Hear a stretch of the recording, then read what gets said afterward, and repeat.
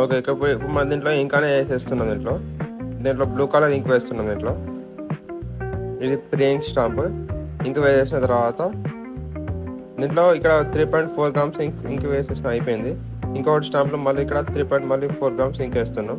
దాన్ని ఇక్కడ 0 చేసుకోవాలి. దాంట్లో చేసుకున్న తర్వాత మళ్ళీ దీంట్లో 3.4 grams ఇంక్ వేసేసిన తర్వాత డైరెక్ట్ దీన్ని క్యాప్ అని పెట్టేసి పేపర్ అని పెట్టేసిన తర్వాత డైరెక్ట్ యూజ్ చేసుకోవచ్చు. ఒక 10 to 15 minutesలో మనకి ఇంకా కిందికి వచ్చేస్తుంది ఇక్కడ మనకు. ఓకే, ఇంకా అయిపోయింది. పెట్టేసిన తర్వాత ఇప్పుడు దీని లోపల ఓకే, ఇప్పుడు దీని పైన అయితే క్యాప్ ఉందో క్యాప్ పెట్టేసిన తర్వాత పేపర్ అనేది కొంచెం నీట్గా ఉండడం కోసం పేపర్ పెట్టేసినాం. అది ప్రింట్ అయితే తీసిన పేపర్ ఇక్కడ పెట్టేసిన తర్వాత